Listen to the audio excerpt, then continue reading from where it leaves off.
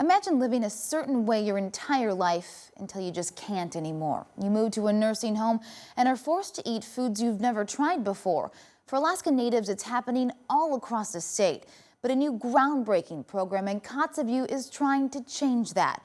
The efforts spanned more than 2 decades. Leading the charge, a man who's jumped through what seems like a million hoops to make sure his elders continue to live life the way they always have. On a wintry afternoon in Kotzebue, an eclectic bunch gathered at the Manilic Association to eat traditional native food. For most, it's a plateful of exotic fare they've never seen before, like seal meat fermented in oil. They cut these into little strips and render them and dry the meat.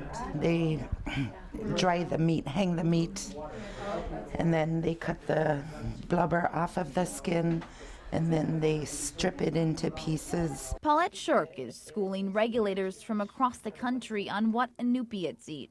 They're here to learn why everyone in the community should be able to enjoy it. We shouldn't allow our residents, our elders who grew up off the land and lived off the land all of their lives, to be eating the stuff they're not really accustomed to. The problem is that wild-caught foods like moose and seal from right outside Kotzebue are not USDA certified and can't be served in nursing homes. There's my cousin Wendell right there. Which means elders like Richard Hensley, who need around-the-clock care here at Utukunat Inat, can't enjoy the foods he's been eating since birth. Caribou.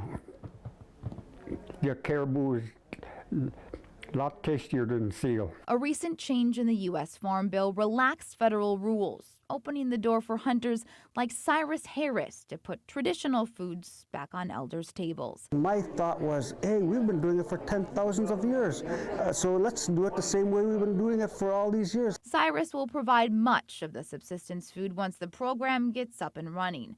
His passion stems from fear that without their Inupiat foods, his elders will lose their identity. That was a very big worry. That was a very big concern, basically, that we were not able to feed our elders traditional foods, what they really wanted or needed in their diet. Hangers, racks in here for hanging moose carcasses, caribou carcasses to age 4 or 5 days. Cyrus's brainchild is already born. Freezers just installed here at the processing center where the meat will be cleaned and dressed.